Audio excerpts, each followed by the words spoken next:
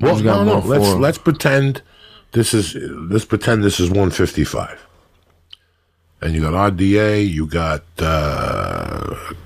Khabib, and you got Tony Ferguson, and you got the King of Swing. And you got 4 guys. And you 3 guys are going back and forth, wrestling, beating each other up to determine who's going to get the Irish kid, right? But guess what? The last 2 fights on the prelims, I knocked the motherfucker out in the first round. And I mean, one time the mouthpiece went out of the fucking thing. And guess what? The last time they put me on number 3 on the card, I won by a fucking knockout and a kick to the head. And I call out Conor McGregor. You know what? I just came off 3 dramatic fucking wins. Fuck you 3 dudes. You know, that's what... It's entirely possible. It's entirely possible.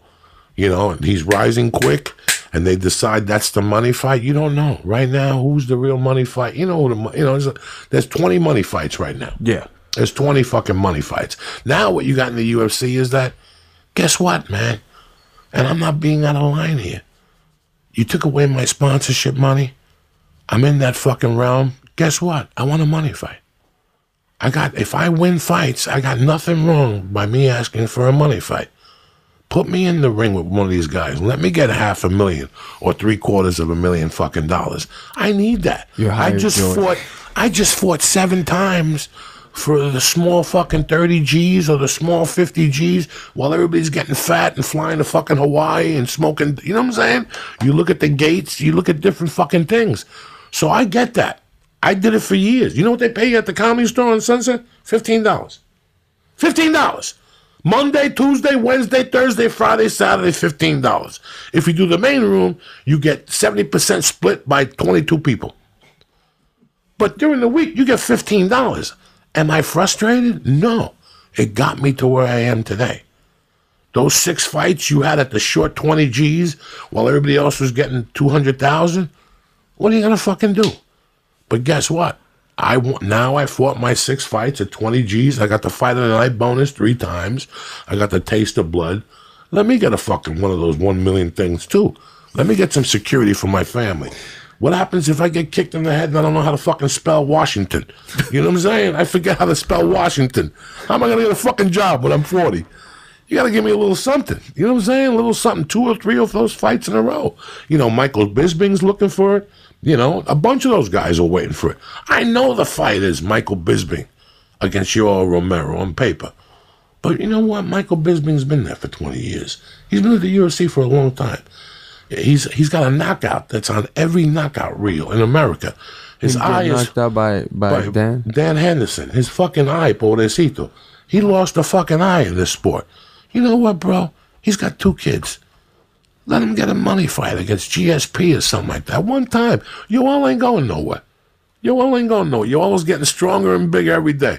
Yoel's going the other direction. When you get to be 38, you can't see. Your dick starts fucking around. Your piss smells funny. But Joel's up there too. He's like 38. He's like 38. But Yoel's got 3 more years. You know what I'm saying? But these guys they're kind of entitled to it. I can't see me going into the UFC tomorrow winning 2 fights and saying, I want $1 million. I can't give it to you. You won 2 fights, kid.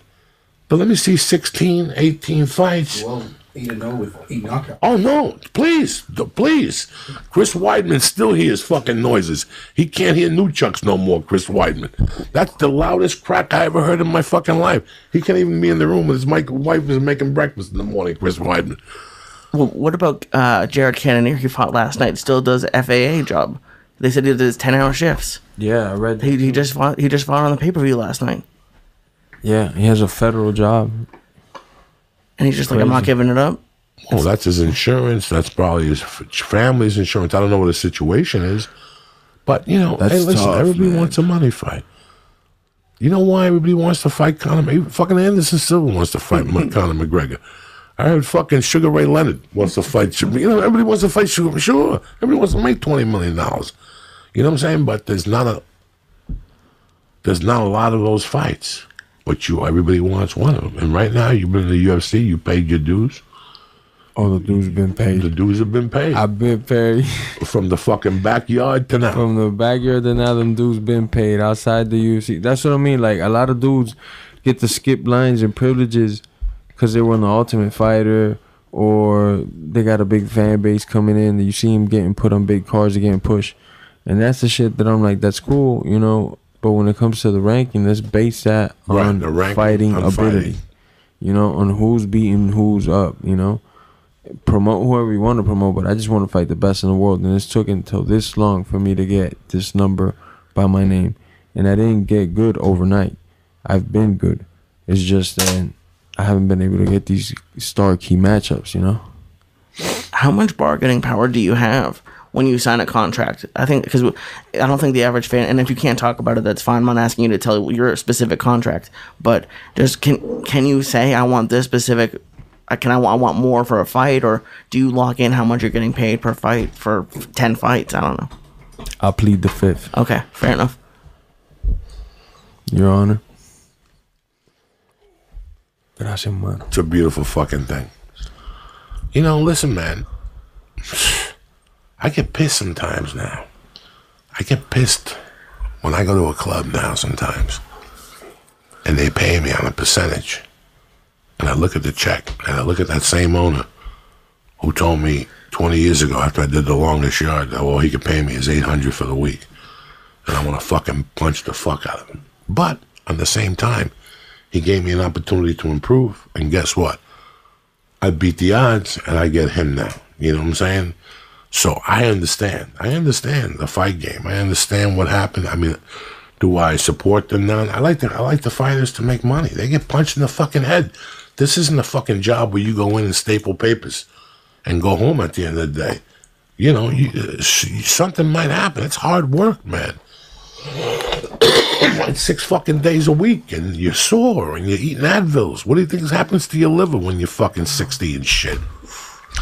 It's tough fucking life, man. Everybody wants to get paid, but I don't think at times people don't understand the commitment they have to do to be paid. You know, I got it. I had it over the fucking years. Listen, I lived till fucking 6 years ago. I paid $600 for rent in Hollywood in the studio with my wife. You know what I'm saying? But you stick with this shit long enough. And the whole time I was making money all those years, I was just snorting it. I was snorting it and smoking fucking dope and eating like an animal. So you don't do fucking dick. But it's so weird how everybody gets into stuff for money. When I got into comedy, I didn't get into comedy for money, bro. Not at all. I never thought about comedy. I never thought about money in comedy. When I would call you and you'd say my club pays $50, I would take it. To me, I knew how to pay my dues. I always fucking knew that. Then one day you wake up and you go, you know what? I'm enough paying my fucking dues. I ain't doing that shit no more. And you make a constant decision not to do it. And that's when the door opens up for you. It's the people who say, I'm not going to do it no more, and then keep doing it. Then they realize one day, fuck, nobody's paying me because you haven't made the decision. After the strike in this town, the movie business dried up. Bro, I was submitting myself 20 times a year for movies. Plus my agents were submitting me. I was working all the fucking time. Then there was a strike in town, and everything disappeared. So people started contacting me for these YouTube fucking movies. You know, you got to bring your own clothes, or $100 a day. That's the big one in this town, $100 a day. So that, and you don't know it when you book the movie, but it's a night shoot because they can't afford to pay for locations. So everything's a night shoot in a rush. You got to go to a strip club and shoot at 4 in the fucking morning. Well, I did like 4 of those things. And I said one day, you know what, I'm not doing this no more. And I kept getting calls. And I refused to do those fucking things. And one day I got grudge matched. Did they pay me? But at least I got a big time fucking movie. I'm not wasting my goddamn time. It's not till I made a constant decision that happened. You know what I'm saying? Then I see, like when I was a comic, there was a lady who didn't fucking like me when I first started. For me to get back at her, I would do her rooms for free. I would call her up the day of the gig and go, I'm going to go down there and do a guest spot. Because I knew that it would just make me stronger, that she was a piece of shit anyway, and I was going to show her. I was better than fucking she was. Then the club owners would ask her, how come you don't book him? And she would tell him some story. Oh, he does drugs. I don't want to book him. Whatever fucking story. She's dead. I'm still fucking alive and ticking like a bad motherfucker that I am. The moral of the story is, it's like when a fighter, when you're home and you see a fighter get up and go, I just want to fight. I don't care what they pay me. You're like, you motherfucker. And the same thing with comedians. There's comedians. That's why when I first got to the store one day, I made that remark. I said, the place is packed. They only give you $15 fucking dollars. And one of the managers said, if you don't want to be here, take your name off the fucking list. I'll put a fucking map out there. And I'll do a sign-up list for you at 1 o'clock in the morning. See how many people sign up for it. You don't know how lucky you are. But you always want to get what you deserve also, you know. But for a while, you get a couple dicks in the ass, and that's the way the fucking ball bounces. Even Mike Tyson got fucked in the ass. You know what I'm saying? Even Mike Tyson. Somewhere along the line, something happens. That's why you got to watch your back like a motherfucker.